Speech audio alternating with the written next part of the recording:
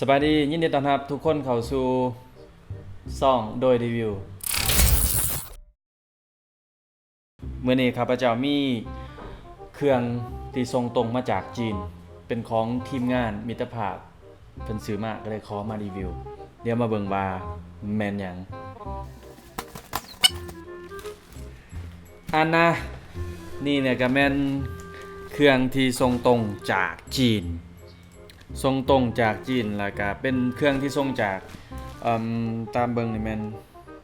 น่าจะส่งจากเท่าเบาหรือว่าอิหยังบางอย่างจากจีนนี่แหละเป็นเว็บที่เฮาทั่วไปเขาเบิ่งแล้วก็สั่งเขามาบอกไปก่อนว่าราคาถูกอีหลีเดี๋ยวมาเบิ่งนำกันว่าข้างในนี่มีหยังแหน่ราคามันดีแนวใดเดี๋ยวสิแกะอันบ็อกเลยเด้เนี่ยนะเอาแม่งมีนี่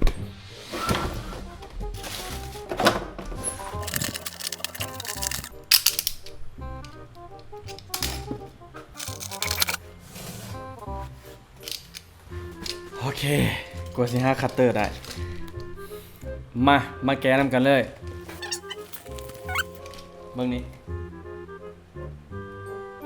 แกะได้เป็นเครื่องหุ้มห่ออย่างดีเพื่อกันอาจจะเป็นกันกระทบกันอิหยังต่างๆนี่แหละบ่แน่ใจแต่ว่าเป็นเครื่องที่แฟก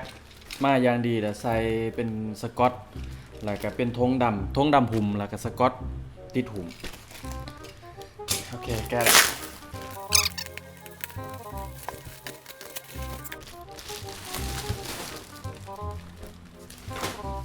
พิมพ์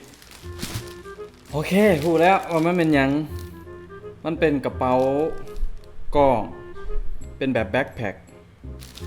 แบบออริจินอลคุณว่าเป็นกระเป๋ากล้องรุ่นนี่มันกระเป๋ากล้องรุ่นโลโปรแม่นบ่วะอ่านว่าจะไดโลโปบ่น่าจะโลโปหั่นแหละบ่โลโปก็จักสิว่าโอเคหลังจากที่เขาขายออกมาปึ๊บมัน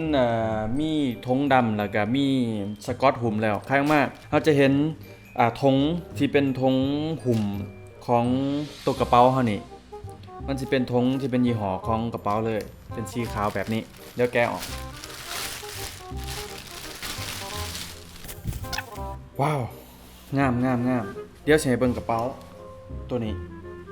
รุ่นเดียวกันเนาะนี่คือกระเป๋าที่ข้าพเจ้าใส่อยู่กระเป๋าที่ใส่อยู่ทุกวันนี่ทุกมื้อนี่แม่นกระเป๋าตัวนี้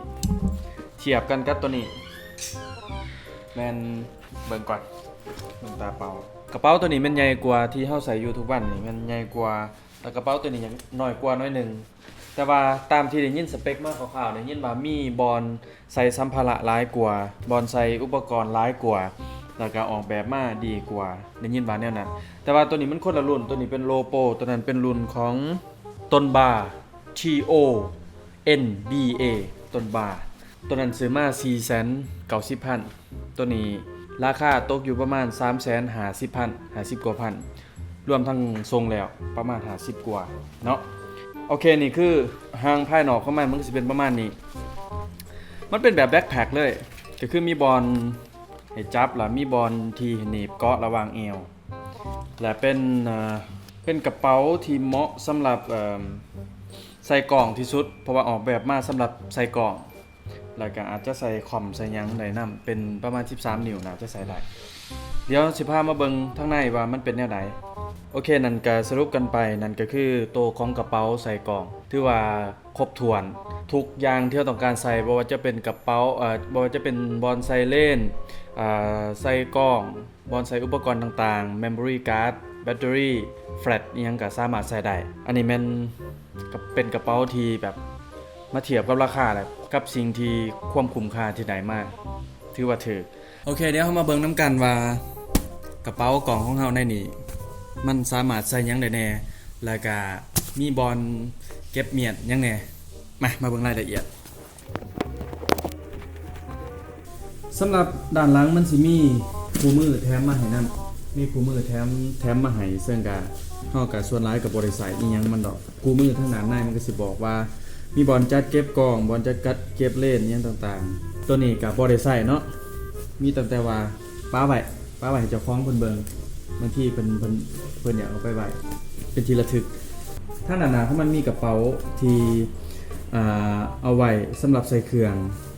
แต่ว่าก่อนสิเข้าไปในเขาสิมีอยู่ด้านนอกบอลนี่เขาสิเห็นบ่บอลที่เป็นบอลหนีบบอลหนีบตัวนี้เป็นมันเป็นบอลที่ใส่สำหรับหนีบขากล่องซึ่งมันสิมีบอลจับขากล่องอยู่บนลุ่มมีขากล่องนี้แต่เฮาอยากใส่อยู่ในธงอยู่อยากใส่อยู่ธงของเฮาก็มันสิมี10อยู่ด้านลุ่มออกแบบมาดีหลายมันสิมี10อยู่ด้านลุ่มไข10นี่ออกปึ๊บแล้วมีดึงออกมาโอเคดึงมาปึ๊บเฮาก็สามารถดึงออกมาแล้วสามารถเอาขากล่องนี่ซุกเข้าไปได้โดยปกติมันขากล่องใหญ่อันนี้เป็นขากล่องหน่อยสาธิตได้เบิ่งว่ามันมีบอลให้สำหรับจับขากล่องโดยที่เราบ่ต้องไปถือเอาอันนี้มันใส่กับตัวกระเป๋าเฮาเลยแล้วก็ต่อไปทางด่านในอันนี้ออกแบบมาดียอมรับเลยเห็นทำอิฐนี่เบิ่งแล้วลองคล้ายเบิ่งโอ้โหแบบถูกใจขนาดอยากได้เลยนะแต่ว่ามันก็มีอยู่แล้วมันบ่ต้องขาดตัวนั้นยังให้ตัวนั้นขาดไว้อยู่โอเคต่อไปเป็นกระเป๋าโตเอิ้นว่าหยังบอลเก็บ2ที่1บอลทำอิฐนี่โว้อ๋อมันหน่อยอยู่แต่ว่ามันยืดขึ้นได้ส่วนใส่เครื่องมันก็สิยังฟูขึ้นมาได้ทางในสิมีบอลจัดเก็บสามารถใส่ฮาร์ดดิสก์ได้ตัวหนึ่งโบแน่ใจว่าสิมันหรือเปล่าบอลนี้สามารถใส่ฮาร์ดดิสก์ 2.5 ได้สามารถใส่เครื่องบิ๊กเขียนบอลเป็นบิ๊กเป็นซอบอลนี่ได้แล้วก็สามารถใส่อิหยังก็ได้อยู่บอลนี่ก็ได้แล้วก็เป็นกระเป๋าอยู่บอลตัวนอกเลยบอลนี่เลยบอลนี่สามารถใส่หยังก็ได้เอาข้าวจีปาเต้ใส่จัก2 ก่อนพอดีแซ่บแล้วก็ต่อมาเบิ่งส่วนของด้านข้างของมันเป็นบอลใส่ทั่วไปเฮาอยากใส่หยังก็ได้ในนี้ใส่ขากล่องน้อยๆแบบนี้ก็ได้ซุกเข้าไปได้แบบนี้หรือว่าสิใส่น้ำดื่มก็ได้แล้วแต่เบิ่งนี้ก็เส้นเดียวกันเบิ่งนี้ก็สามารถใส่แบบเดียวกันได้ทั้งด้านข้างใส่หยังก็ได้ผิวของโตกระเป๋านี่รู้สึกว่าเป็นผิวแบบเนื้อผ้า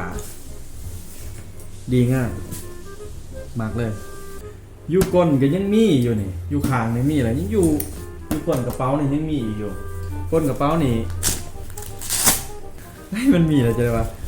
ก้นกระเป๋านี่เป็นผ้าเป็นผ้ากันฝนเวลาสมมุติว่าเฮาไปถ่ายแลนด์สเคปหรือไปออกกล้องอย่างต่างๆที่มันมีฝนมิดฝนมันยับต่างๆเราสามารถเอาตัวนี้กันได้ก็คือวิธีเนาะมันออกมานี่ติดมันบ่สามารถออกเนี่ยก็ได้ถ้าขาดได้น่าจะซื้อมาอย่างเดียวก็คือเฮาก็มันออกมาจากก้นเนาะคือมาควมเชื้อโตของกระเป๋าปึ๊บแบบนี้แล้วก็แบกไปฝนตกใส่กับบ่เปียกอันนี้นี่เป็นรูปลิ้นของโตกระเป๋าเองอยู่ในกระเป๋าของเราที่ซื้อ400,000 ปลายที่แพงกว่านี้บ่มีแบบนี้ต้องไปซื้อต่างหากที่ค่อยได้ตัวนี้มันแถมมาเลยอยู่ก้นของมันอยู่ก้นของกระเป๋าถือว่าออกแบบมาสุดยอดเลยโอเคก็เก็บกลับคืนก็บ่ได้ยากอิหยังหลายก็มีแต่ก่อลงน่าจะก่อแบบนี้นะฮะแล้วก็ยัดเข้าไปแล้วก็ปึ๊บลงสบายสุดยอดแล้วก็มาเบิ่งซ้ายมันนี่สำหรับซ้ายของมันเป็นซ้ายที่ออกแบบกันเป็นทุนแบบนี้ซึ่งมันกับเหมาะสำหรับคนที่เหือหลายๆเวลาเหือหลายมันก็กระจายเหือแล้วก็การบ่เฮ็ดให้เหือซึมอยู่กับผาตัวนี้มันก็สิบ่เฮ็ดให้มิ้นแล้วก็บ่เฮ็ดให้มันเสื่อมสภาพง่ายอันนี้ก็ถือว่าบ่ธรรมดาต่อมาแม่นบอลส่วนของเส้นของมันก็มีบอลที่ให้เฮาไว้สำหรับเกาะเกี่ยวหยังก็แล้วแต่ถ้าอยากเกาะเกี่ยวไว้อันนี้ก็ได้แล้วก็มีบ่แน่ใจว่าซับเพิ่นเอิ้นอิหยังตัวนี้เป็นของแนวเกาะมันแหละปั๊บส่วนเฮาหนีบไปแล้วเนาะหนีบใส่ตัวแล้วสิใส่เบิ่งมันมีแนวที่สิให้เฮา นี่บอลนี่เพื่อถ้ามันจำเป็นต้องประคองแบบนี้โดยปกติมันสิบ่มีกิฟแบบนี้ถ้ามีกิฟแล้วเวลาเฮาใส่ไปมันก็สิบ่ต้องประคองหยังยางเป็นยางไปเลยมันก็บ่หลุดสามารถปรับให้มันน้อยใหญ่ได้ตามสบายอันนี้แล้วแต่แล้วก็อยู่ด้านลุมของมันอยู่ด้านลุมบอลนี่มันสิเป็นปีกออกมาเป็นปีกอันนี้ซึ่งมันเฮ็ดให้การที่เฮาใส่กระเป๋านี่บ่ต้องครึ่งมันบ่ต้องครึ่งกระเป๋ามีแต่สามารถเอามาแล้วก็หนีบใส่เลยมีบอลให้มาอยู่นี่ตอนนี้มันก็ดังอันนี้อยู่ไม่ออกปึ๊บแบบนี้หนีบเขาปึ๊บแล้วก็ดึงพอดีด้วยตัวนี้คือกันเดี๋ยวปึ๊บแล้วก็ดึงให้มันพอดีครับหนากับเขาตัวนี้ก็ดึงลงฟิตพอดีหลังเขาก็จะเป็นตัวประคองมันนี่เขายางเขาสามารถจับกล่องหรือเห็นยังส่วนทายวีร็อกเขาก็ทายไปเลยสำหรับด้านในของโตกระเป๋าตัวนี้แม่นเฮาบ่ได้ไขมาจากด้านหลังหมายความว่าปกติเนาะถ้าสิไขจากด้านหลังเพื่อเอากล่องมันเข้าไปแบบถุงที่เฮาใส่อยู่นี่มันสามารถไขด้านหลังได้ปึ๊บจังซี่ได้แต่ว่าข้อเสียของมันก็คือสมมุติว่าเฮาไปยางหรือว่าอยู่บอนที่มีซุ่มซ่นจังซี่การที่จะถูกลักหรือว่าแอบไขเอาเครื่องในเป็นเรื่องที่ง่ายหลาย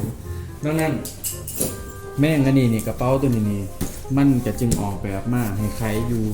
ด้านในของตัวเครื่องหรือว่าของตัวกระเป๋าตัวนี้วิธีก็คือมันสิมีซิปอยู่บางได้นะไขซิปออกปึ๊บนี่อยู่บอลเบื้องหลังตัวนี้มันก็มีบอลเมียนแม่มมันไพ่ที่บ่อยากพกผ้าไพ่ที่บ่อยากพกผ้าอันของใส่แม่มแบบนี้ฮะแบบนี้บ่อยากพกผ้า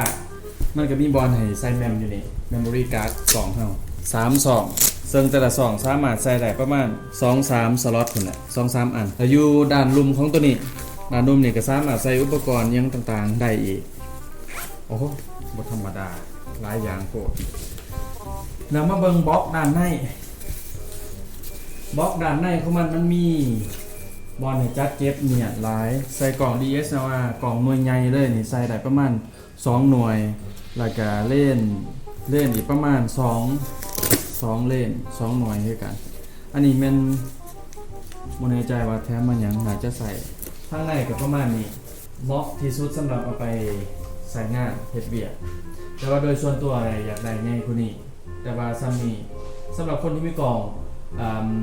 เล่น2กล่อง2หาจะพอดีหรือว่าคนที่มีกล่อง1เล่น2แล้วก็ใส่แฟลชนำก็พอดีอันนี้มันก็ขึ้นกับการใช้งาน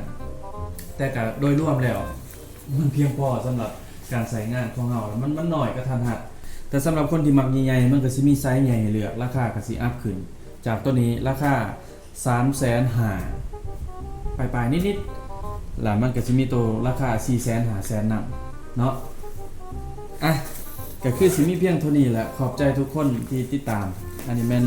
ข้อมูลข่าวๆเรียกสิลองไปใส่เบิ่งว่าเนี่ยใดกระต่ายบ่ค่อยได้รีวิวช่วงนี้เพราะว่ากระต่ายอันยังมีปัญหาด้านสุขภาพอยู่นั่นน่ะอย่าลืมว่า2ของเฮาจะแบ่งเป็นอยู่ 2-3 ส่วนที่1คือรีวิวเกี่ยวกับอุปกรณ์เครื่องใส่ซอยเครื่องอุปโภคบริโภคต่างๆความจบความงามแม่นให้กระต่ายเป็นผู้รีวิวอุปกรณ์เกี่ยวกับเครื่องอุปกรณ์ไฮทีแมนซีซุกเป็นผู้รีวิวรายการเป็นสถานที่ท่องเที่ยวอาจจะไปรีวิวน้ำกันหรืออาจจะมีแขกรับเชิญไปรีวิวสถานที่ดังนั้นไผที่มียังที่ต้องการอยากให้เฮารีวิวก็ติดต่อมาได้เนาะแล้วจะทีมงานเฮาก็จะไปรีวิวถึงที่ให้แบบฟรีๆดังนั้นขอบใจทุกคนที่ติดตามแล้วก็อย่าลืมไลค์แชร์แล้วก็คอมเมนต์ให้กำลังใจพวกเฮาติดตามต่อไปว่าพวกเฮาสิมีหยังมารีวิวทิศนึงมีอยู่2คลิปฝากติดตามเด้อขอบใจ